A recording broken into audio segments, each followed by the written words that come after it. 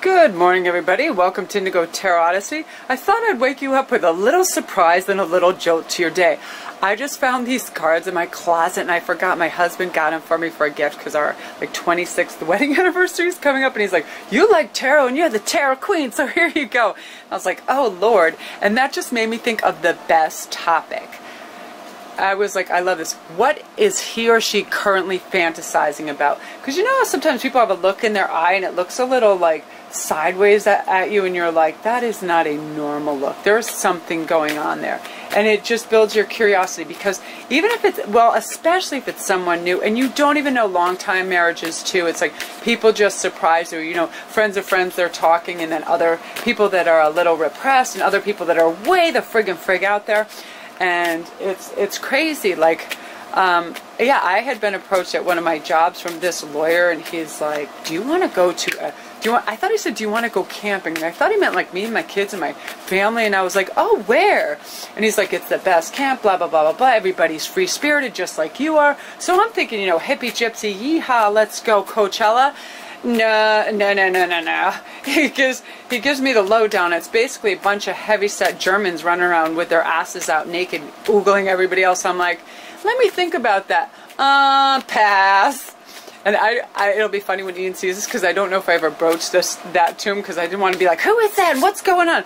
But seriously, it's like, people know I'm very open-minded and good-natured. I mean, my house is basically just the most laid-back hippie den in the world, and my mother was very intelligent and helped schizophrenics, and my dad was an engineer, but it was the 70s, you know what I mean? And my dad had girlfriends. He was like, I'm serious, he was dating either, I don't know if it was Miss Connecticut America or what. I was kind of young, but I remember she used to paint my fingernails, and my mom had 2 female lovers and 2 male lovers at that point, and it was like all kinds, but everybody, like in the neighborhood, it was really free love. Hi, Tarot Cat. No. Oh, hold on, Tarot Cat is stuck. Tarot Cat! She loves dangly things, and she just got yelled at because she knocked over a glass of water. Get out of here, kitty. Yeah, so it's like, you know, I understand things, and I always look at it from a judgmental free zone, because everybody is due their love. Everybody is due their affection. Everybody is due whatever they want, their own taste in anything. Anybody can dress how they want. Anybody can have sex any way they want. Anybody can speak any way they want, you know, as long as it's respectful and stuff. And it's like, people, I love when people are individuals and you know where you stand, right? Like, you don't have, judgmental people are very hard to be around for me, because I'm so goofy that I feel like I'm going to get in their face and go, "Oh, I know you like it dirty, you like it loud, you like it messy, you like it rough, and you like it now." I used to go to people at work that wouldn't talk to me for a while because they were, they wanted to be alphas, and it's funny, and it was usually South American men, because they didn't want to be bossed around women, and I would just say shit like that to them. Boom, they were my instant friend, because nobody likes sexy talk like a South American or a Colombian man. I made them my best friends. Those son of a bitches would do anything for me. It would be freezing as hell, and they'd go out to the ice house and get me whatever I wanted, because I'll be like, "I'll tell you something dirty if you go get me 6 hams." You know, and they laugh and they joke, and I'm going to tell a story at the end of this, so if you guys want to watch through, I will tell you this story, and I don't know how I even survived this moment with these 2 South Americans in this booth next to me in public, because it was the best thing I ever saw in my life. Okay, so we are going to do this. I just gave it a thing. We're going to do it. I did, just like last time. I love parties of 3, and then they storyboard, and then they just make sense to me. But I love these. These are the Decameron cards, and they're a little bit juicier. Some of them, you have to be selective, because some of them are super, super out there, and I'm like, whoa, like that's a little vivid. If I use them, it would really have to be 18 plus, and if you ever want them, just put a note in the comment, and I'll use them one day, because I'm like, whatever, it's just naked people, who cares? But it's like a close-up on someone, and you're like, whew. Okay, so what are they currently fantasizing about? Or are they currently fantasizing about me too? Because these give a good read on that. I feel like if you're dealing with a sensuous subject, it's good to have cards that correspond. So we have the Kyanite, we have the Abalone, and we have the Adventuring. So just look at those for 1 second. Yeah, and really popping in the back. I'll do or my redneck girl, who I want to thank you, redneck girl. You're the best. She does all my friggin' timestamps when I'm in a rush. And I can't tell you guys how much I appreciate the beautiful comments, the dialogue you open, because we're all connected and we get to have these great stories. And I have this fellow that I just love right now, and I'm trying to get some information for him to get his degree because his university's being little peckerheads. You know, if you get a disconnect between the teachers and the administration and the students, there's a problem there. And it's like I said, don't even get me involved because I'll put these effers on blast. I mean, when I get a cause behind me, forget it. It's like I'll go Bodicea on the whole friggin' world, because it's injustice. It's like you want somebody to pay 50 grand a year and then you're going to try to keep their degree because you just can't be bothered. Yeah, it makes me crazy. Anyway, more about sex, less about education. We'll do that another time. Okay, so here we have the kyanite as 1, abalone as 2, and aventurine is green. And I promise there's going to be no chit-chat to the end where I tell my little hotsy-totsy story about the 2 people in the booth with me out in public. Okay, number 1. What are they fantasizing about me? I want to make sure my head's in the shot. If you guys saw what I look like right now, my hair literally looks like a house landed on me. Okay, so we're working with the 10 of chalices. Fantastic. The magician and the 7 of chalices. Oh my god, okay, give me a second. That's really good. Well, yeah, of course they're fantasizing about you, but you know what they're fantasizing about, which is so, so sweet? That you're fulfilled and you're happy and that you're satisfied. That's so lovely. And look at this guy, the magician. This guy can pull it out like nobody's business. And he's going to. He is going to do like just the whole wine and roses and romance stuff. And look at him, he's like, Fabio to the max. And this candle, my team told me I could do this. I had to hold it still. Da-da, look at the candle, look at the candle, look at the candle. This comes up in almost every read. You guys that know when I use the sexy sexies, this comes up. It's so funny. And yeah, this guy, he wants to look appealing to you. He likes his chest rubbed. He likes you. When a man is really attracted to a woman too, and you don't particularly know him or are familiar with him, he'll do this thing. It's called preening, and he will face you with his chest, and his shoulders will go right back, and he'll actually take a deep breath in to inflate his chest even more.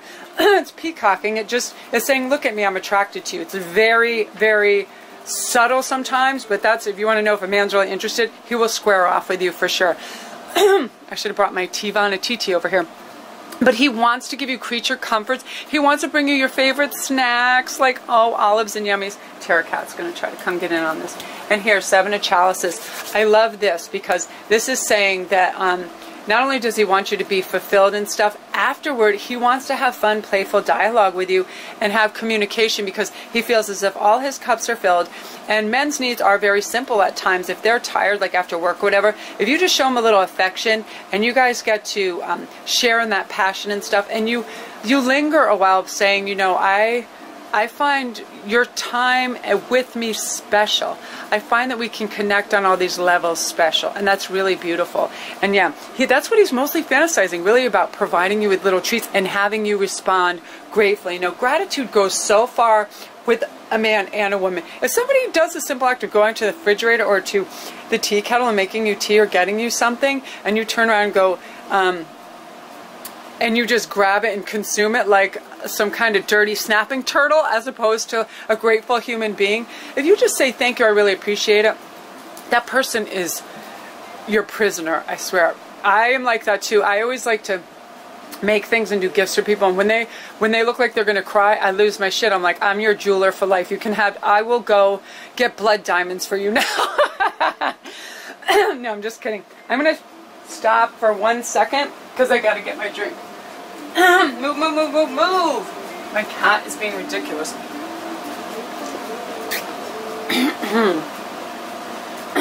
Yeah, I was talking so much with my husband this morning, just over issues, and we're going over some formats and stuff, and he has some great ideas, so I start to lose my voice. So that is you, number 1. That is fantastic. Look, you got Fabio, you got him going to get you some food, get you prizes. Look, she's holding out her dish. You better fill this up, boy. He's like, all right, I'll be right back. I'm not even holding it up. There it goes. Yay. I know there's a very, yay. Aww. Look, he's going to get us some stuff from the garden. Beautiful.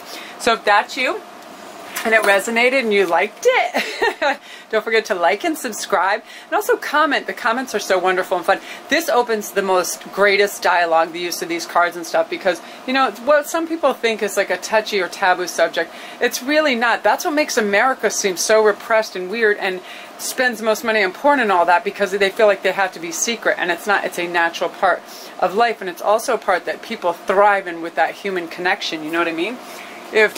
Who wants to be ignored and home all the time? Oh my God, that's funny. The last time the group got this, that's really nice. Knaves is always good, the world is the best, and the Ace of Swords.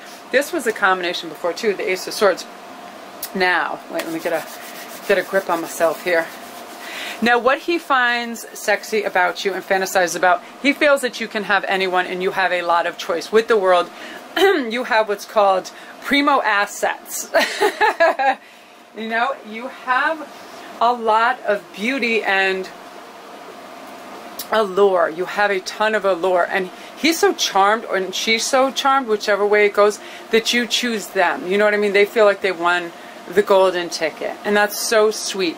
They also picture you like as somebody who's a little risque and fun, or is willing to try things with you because they really trust you. They fantasize about you in this arena like, oh my God, Amy or Brenda or Donna would look bonk, bonk, bonk. She looks so good in leather. Like they do. They fantasize about you in that kind of dominatrix wear and those other kind of outfits that are really sensual and sexy. Yes, that's it. Get some of that. Go to the store, Amazon, or wherever you get that, and get it. Do you remember when people used to go, and when they used to go to like house to house with all that stuff? One time when I was in California, I walked by the store. It was literally like a 2-story warehouse of just all that stuff. The first time you ever go into a place that has this kind of gear, you're overwhelmed because you don't even know what half of it is. Like, there were these tassels for your boobs, and I thought they were earrings, and I was like 9, 10, I didn't know what the hell was going on. And I was like, oh, they have jewelry. And my friend is like, you asshole, that's for, and I was like, oh my God, we're going to live in this store, it's the best. Now the Knave of Wands likes to be the pursuer. He likes to be the guy that feels like he's the predator and like you're the prey, for sure. But he also has like those corny romantic notions like, oh, me lady, I'm going to sweep her off her feet. He likes it to be romantic and dreamy as well. Like I said, he likes to be the Romeo to your Juliet. So that's fantastic. Well, and look what I learned how to do. My team is like, Melanie, you can go wah, close up, extreme close up. I love that. I love that. So if that is you, way to go. Way to go, Guinevere.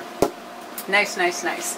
So don't forget to like and subscribe and comment away, because these are the best things, I swear. We talk about the funniest things after I do a read with these, because people really do want to know, and it's impossible. People will not say out loud. There's so many people that can be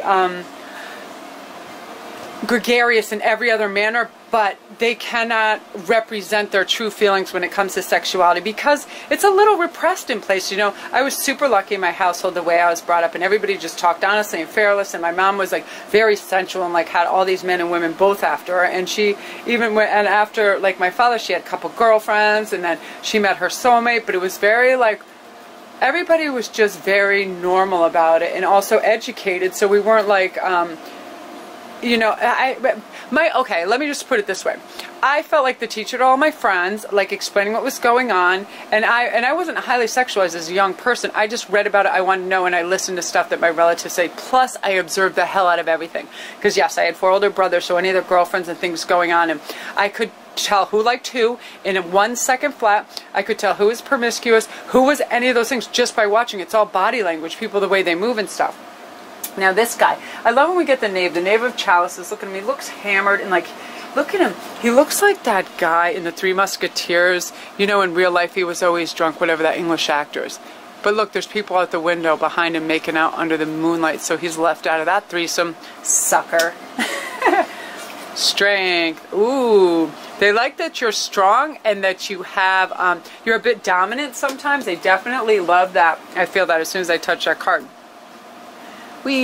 Yeah, what they find totally erotic about you is your rear view. Yeah, they love womanly curves, and they are a back person. It's funny how you don't hear that much, but seriously, think of a woman's back when it's so smooth, those long dresses that they wear to the Oscars, how beautiful that looks. So he loves your back exposed or vice versa. Likes that you show a little exuberance, strength, and a little domineering.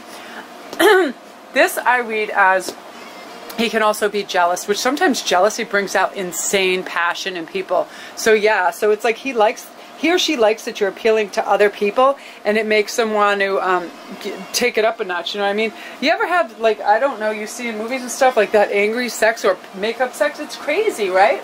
It's insane. It's like people can freaking get hurt up in there and call 911.